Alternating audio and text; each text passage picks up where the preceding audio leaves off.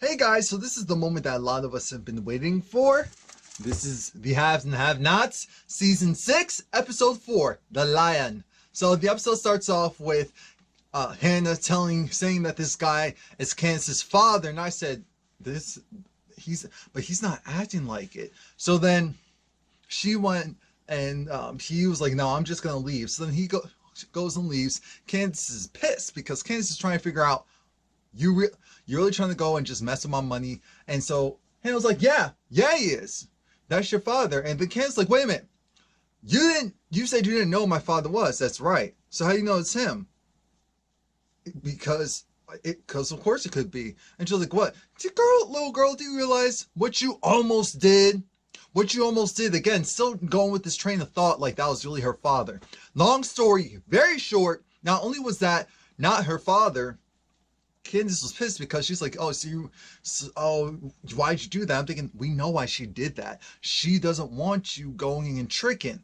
So Hanna was being her usual. Even if she's right, she still comes off very judgmental. So she was going and trying to say how, this dude, the fact that you're going to do this stuff, like, little girl, what's wrong with you? How do you think of yourself? How do you see yourself? And I'm thinking, Hanna, what about you? You were a hoe. I mean, in the past life, you're hoeing around, but we learn why.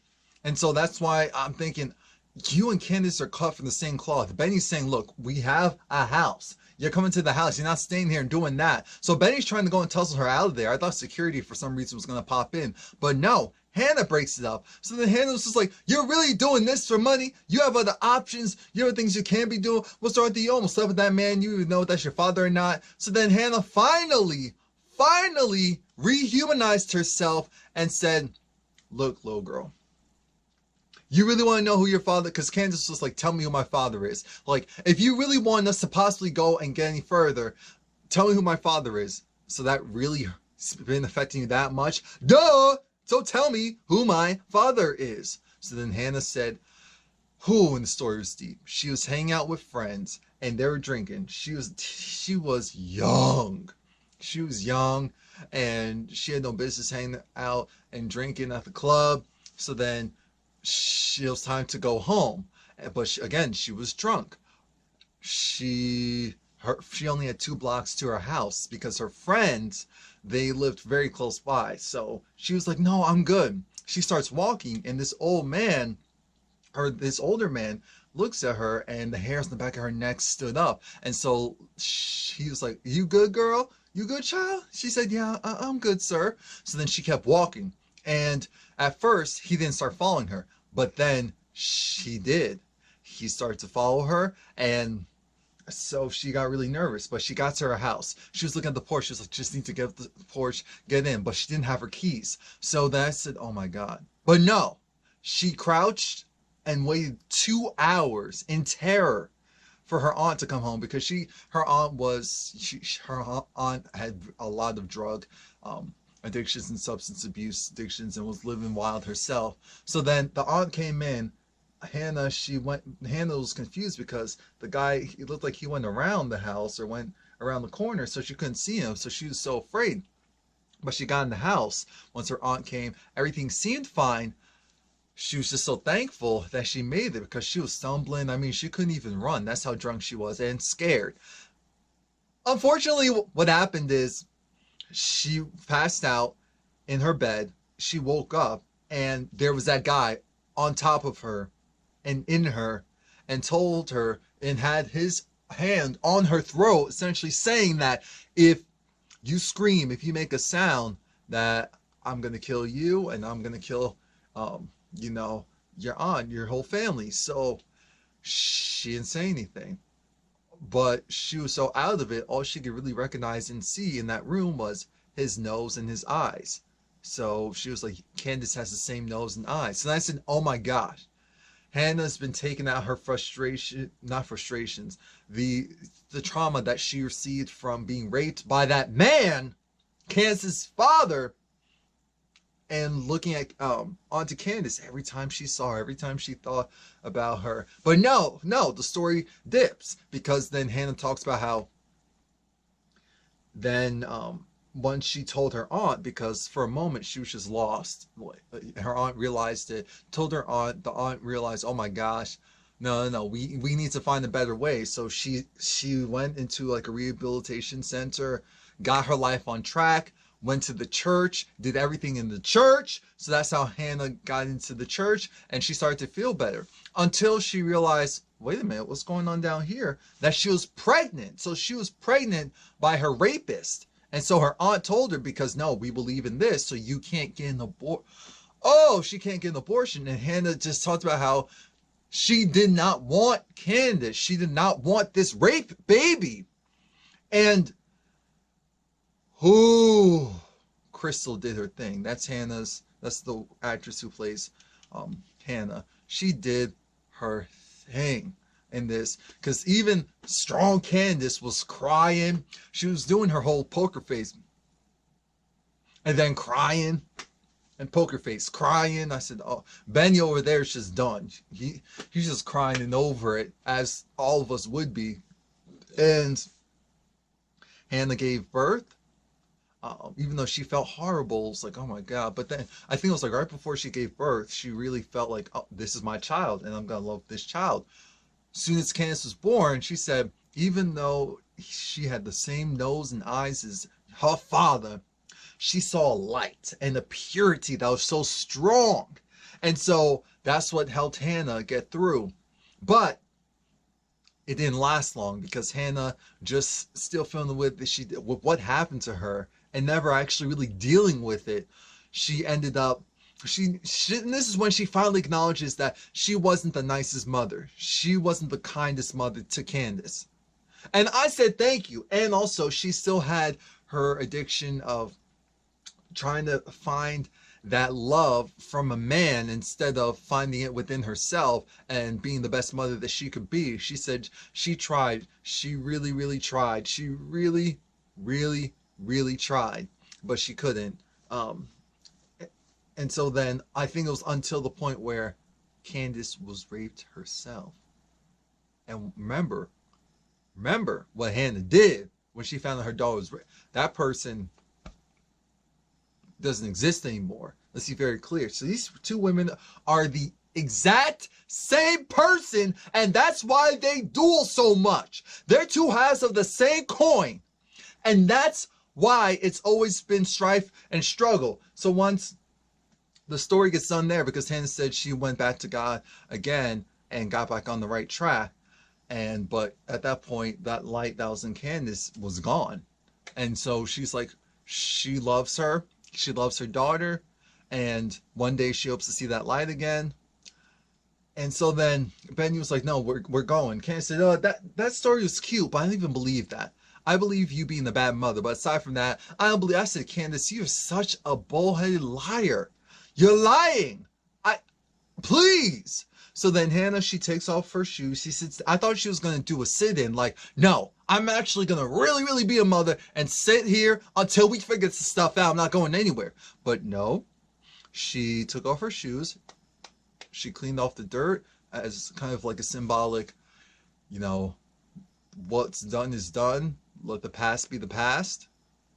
I finally gave, an apology. So now's the time for this to be over for my front. I love you. I'm going to continue to pray for you. I'm not going to go and try to force you to do anything or be something you're not.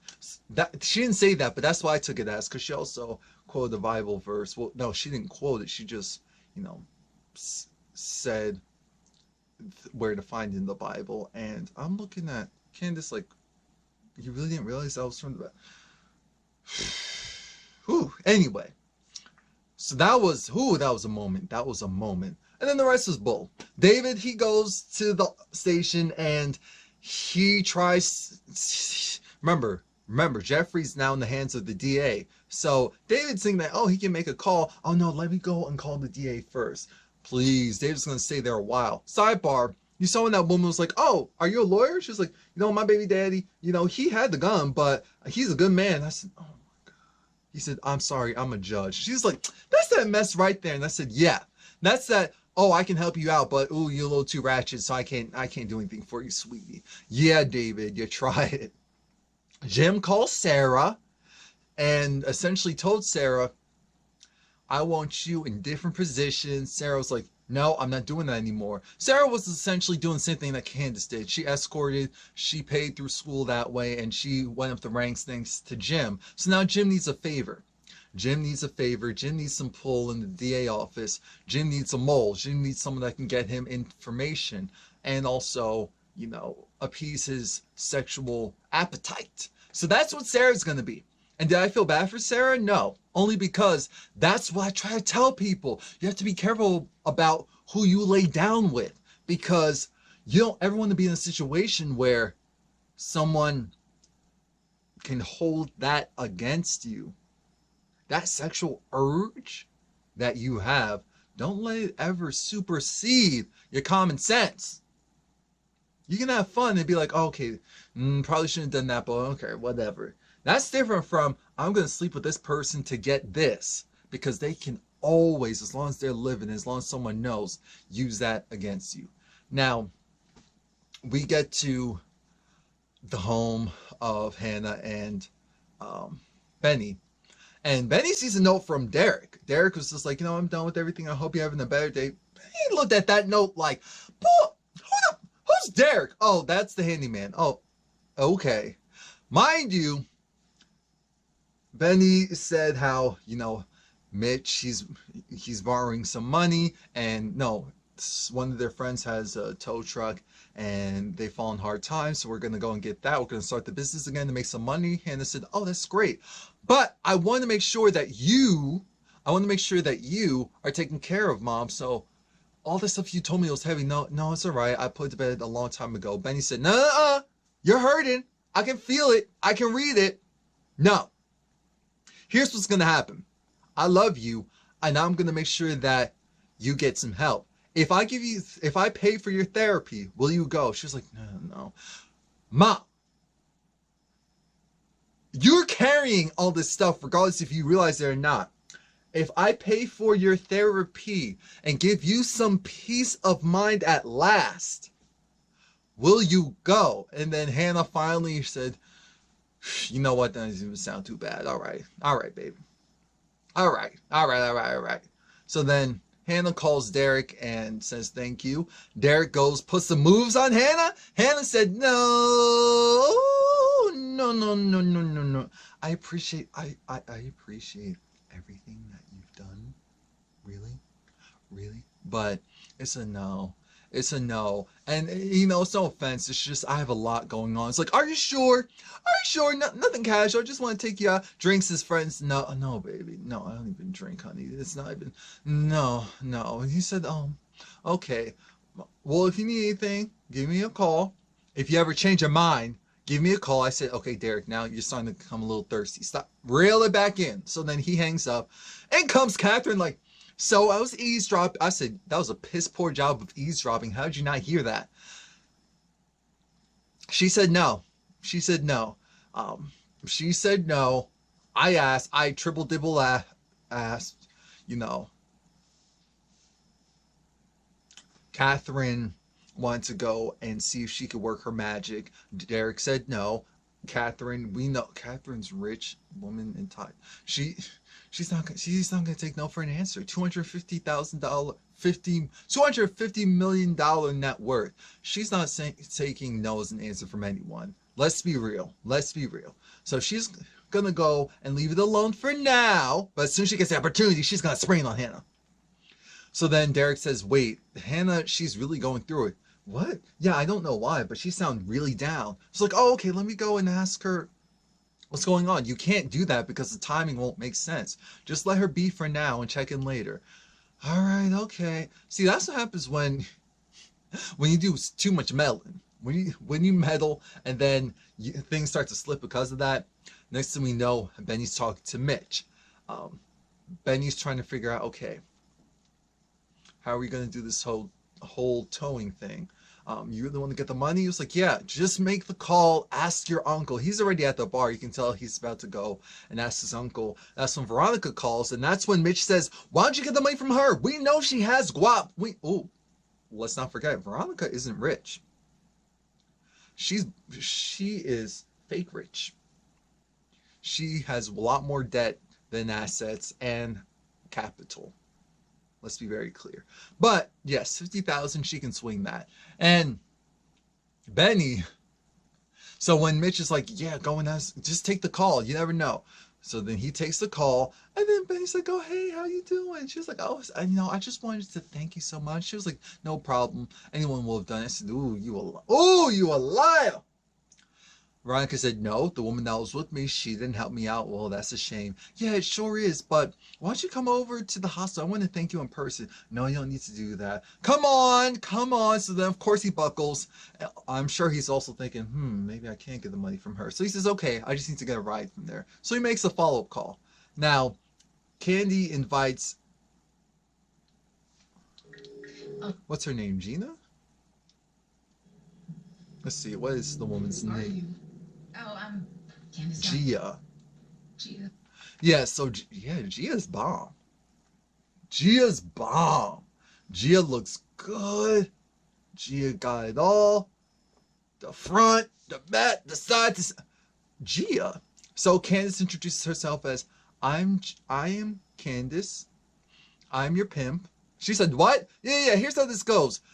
You're a prostitute. We all know it. And you're stepping on territory. So Gia was like, no. Wait, excuse me. Why are you saying that? Candice goes, rips open her dress. I'm saying, Gia, why are you letting this woman get so close to you? Gia, what's wrong with you? Gia, what's the common sense? We find out that Gia's first time doing this. I said, oh, she's a liar. This is her first time getting mixed up in something like that. But little girl, you were going to learn sooner or later. It was more so sooner than later. That's what's happening. So Candice says, look, your clothes are tragic. They look like you got from the dollar store. So why don't you go and look, I'm going to give you this number. Call her. Her name is Erica. She's going to give you some clothes. You're going to go down to the bar and you're going to talk to Rocky. Rocky is going to take care of you. You work Tuesdays and Fridays now. She was like, what are you talking about? Candice said, look, she was like, I'm just going to go. Candice slaps her, takes her purse, tells her to unlock the phone, and that's when she got popped because she didn't unlock the phone, so she had to get a little pop, pop, pop, pop, pop. And what happens there is Candice gives her the number, says, I'm putting my number under candy cane. I'm going to give you a call a bit later to check on your whereabouts. And so now you work for me. I'm going to show you the ropes because what you're doing is small fries. You're going to go and get yourself in trouble, get yourself arrested, and you have some goods. I mean, I looked at the front, I looked at the back. I can get you up to $10,000 a night. A client. She said 10? 10? No, because she's so soft-spoken. You can get me 10? I'm thinking, that 10 is prior to Candice's cut. And you know that cut's going to be steep. So you can bring in revenue of 10,000. Trust me, went to business school, even took accounting classes. I know a thing or two about balance sheets and revenues and all and cost of. Yeah. So Gia, you don't know what you signed yourself up for. And that's how a lot of people are until it's too late. So now David, he's the last person there. Everyone is gone. He realizes that he's getting the okie doke from this officer at the front desk. So now he's talking to Jim. And Jim's just like, hold on, I missed something. Yeah, she refuses to accept it now that... Yeah, so David lets Jim know that Jeffrey's in jail. And Jim's like, is this because Jeffrey's gay and Veronica's still mad? Yeah. She's like, oh my God, girl. So what do you need? Do you still have some connects down here? He said, no, I don't, but Catherine does. Oh, great. No. You're going to have to call Catherine yourself because if I do it, she's definitely not going to do it. So then he was like, okay, call Catherine. Call me back. All right. So then David calls Catherine and tells him that Veronica put Jeffrey in jail and pinned the Quincy Maxwell murder on him. Catherine's like, what? She's still upset because of the... Yes, exactly. Oh, and also, remember, stab. So he's like, do you know anyone down here at the DA office? Yes, absolutely. I'll go and figure it out and I'll give you a call back. No, I didn't know. Oh yeah, and Catherine does let David know that. So gosh, with, I guess, karma, her being in the hospital. The hospital for what? She was in an accident. Oh, I didn't know. I'm thinking, oh, God. So now we get Justin. Now, Justin, I thought was an act, but he was actually mad. He got Jeffrey, he pushed Jeffrey into the room, and then it's because of Wyatt. I said, oh, that's it. I'm done with the review. Like, really? It's because of Wyatt. It's because he's just upset. He's like, oh, so why does this dude keep calling you back? Why is this dude always in your phone? Why is this dude... Whoa, whoa, whoa, whoa, whoa. You have these messages from him. And then you're saying that you love him as a friend. Oh, but what about this? I still want to be with you. I want to see if we make this work. I said, he did not send that stuff to Wyatt. And Jeffrey said, no, I sent that to myself in an email. There were things that I thought about regarding Wyatt, but I did it. That was it. Wyatt calls again. And it's like, Jeffrey, what's good? It was like, oh, no. You know, it's going, what's with that crazy, you know, that crazy flowery cop that you're with? And he said, oh, you mean this one right here? Oh, you still at home? Oh, yeah, I'm going to get you. And then Wyatt plays along with it as far as, oh, yeah. Yep, we're lovers. Yes, we're lovers. I mean, Jeffrey's... I said, Wyatt. Wyatt. They're trying to give his storyline some relevancy, and I'm over it. But I'm kind of... This is going to be funny to watch once it happens. Then Justin hangs up the phone. Justin says, oh, I was planning a life for us together. I was getting an apartment for us together. I said, wait, what? What? What? What? What? Jeffrey's looking at him like... And Jeffrey's over it. Jeffrey's over it. And because Justin was trying to make it seem like, you're going to do this, and you're playing around with me, you're alive with me, you're toying with me. Jeffrey at one point said, look, I don't care. I don't care. Believe what you want to believe. Believe what you want to believe. I'm leaving. Get me out of here. This is a joke. Justin goes behind Jeffrey, puts him in a chokehold. I said,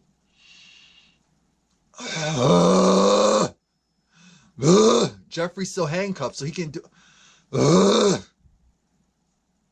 Next week, we see some foolery. Justin does go to Wyatt. Jim does go and see Sarah. Mitch and... What's his name? Mitch and Benny talk.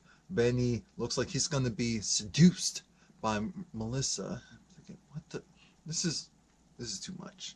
That's it. Please like, comment, subscribe, come back. Oh yeah, by the way, I will be reviewing Black Lightning and The Quad this season.